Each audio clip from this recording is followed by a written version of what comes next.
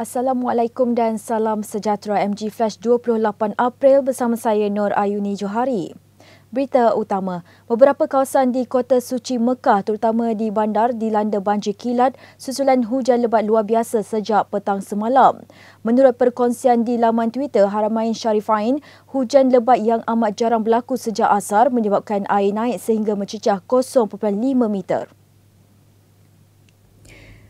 Sesudah itu, pihak pertahanan awam mengeluarkan amaran berjaga-jaga kepada semua pihak. Sebelum ini, pihak berkuasa telah mengeluarkan amaran cuaca buruk membabitkan beberapa wilayah di seluruh Arab Saudi bermula Jumaat sehingga Selasa.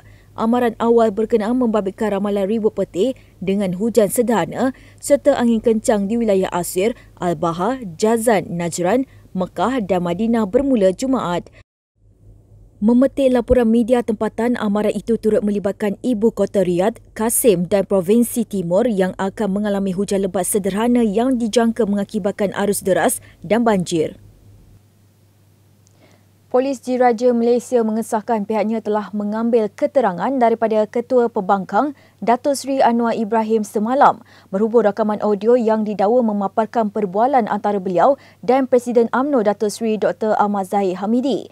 Pengarah Jabatan Siasatan Jenayah Bukit Aman, Datuk Huzair Mohammed berkata, Anwar diminta hadir ke Pejabat Unit Siasatan Jenayah Terkelas Bukit Aman selepas pihaknya mendapat perintah untuk menyiasat daripada pendakwa raya mengikut peruntukan di bawah Seksyen 108/2 Kanun Tata Cara Jenayah.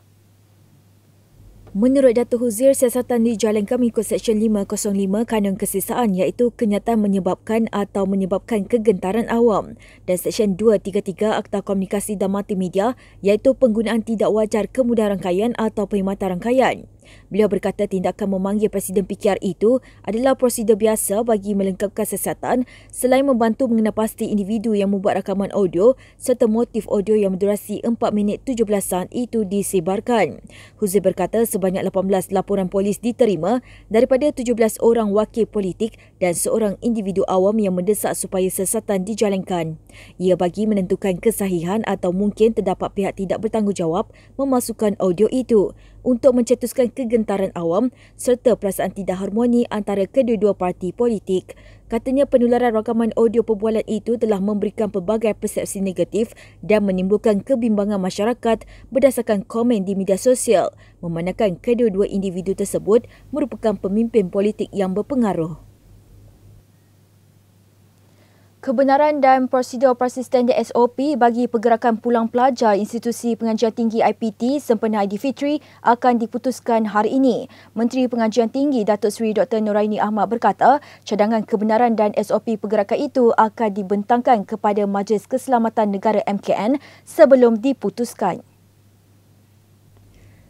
Ujarnya sebarang keputusan yang dibuat keselamatan dan kesihatan pelajar kekal menjadi keutamaan bagi Kementerian Pengajian Tinggi KPT. Semalam beliau telah mengadakan sesi libat urus bersama Majlis Perundingan Pelajar Kebangsaan MPPK bagi mendapat maklum balas mengenai cadangan kebenaran dan SOP itu.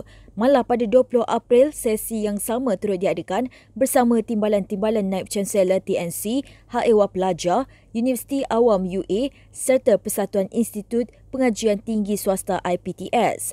Tambah Datuk Seri Dr. Noraini, libat urus itu bertujuan mendapatkan input dan dapatan awal serta persediaan IPT masing-masing mengenai SOP pergerakan pulang pelajar. Semua maklum balas dan pandangan daripada IPT serta pelajar ini diteliti dan diambil perhatian, terutama berkenaan dengan SOP sebelum dibentang ke MKN untuk diputuskan pada hari ini. Kerajaan Negeri Sabah mengekalkan kebenaran rentas daerah mengikut 6 zon yang telah ditetapkan sebelum ini. Keputusan itu dibuat walaupun Negeri Sabah bertukar status daripada Perintah Kawalan Pergerakan Pemulihan PKPP kepada Perintah Kawalan Pergerakan Bersyarat PKPB. Menteri Kerajaan Tempatan dan Perumahan Negeri Dato' Masdi Manjun berkata sumbangan itu warga penduduk Sabah hanya dibenarkan berentas daerah dalam zon yang telah ditetapkan sebelum ini. Zon yang terlibat adalah Zon 1, daerah Kota Kinabalu, Kota Belud, Ranau, Zon 2, Beaufort, Kuala Penyu dan Sepitang, Zon 3, Kudat, Kota Marudu dan Pitas, Zon 4, Sandakan, Beluran, Kinabatangan dan Tongot, Zon 5, Tawau, Sempurna, Lahad Datu, Kunak dan Kalabakan, Zon 6, Keningau, Tabunan dan Tenum. Ujarnya keputusan mengekalkan prosedur operasi standard SOP sedia ada itu bagi mempercepatkan pemulihan sektor ekonomi negeri walaupun dalam keadaan pandemik. Semalam, Majlis Keselamatan Negara MKN mengisytiharkan Sabah ditukar status kepada PKPB berkuat kuasa Khamis ini sehingga 17 Mei depan berikutan peningkatan zon merah. 8 daerah dikategorikan zon merah di Sabah iaitu Kota Kinabalu, Tawau, Lahad Datu, Kunak, Sandakan, Papar, Putatan dan Kinabatangan. Kes 6 pelajar Kolej Matrikulasi Perak di Gopeng yang tular kerana dikenakan kompaun akibat tidak memakai pelitup muka telah diselesaikan. Pengerusi Jawatan Kuasa Kesihatan Alam Sekitar dan Teknologi Hijau Perak, Muhammad Akmal Kamarudin berkata, pihaknya telah mengadakan perjumpaan dengan pihak Kolej, Pusat Kesihatan Kampar dan Pengarah Kesihatan Perak baru-baru ini.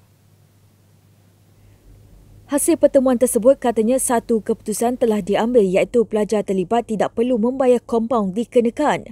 Menurut Muhammad Akbar, justru para pelajar yang terbabit tidak perlu runsing dan pihaknya telah bertemu dengan salah seorang bapa pelajar memaklumkan kes itu telah pun selesai.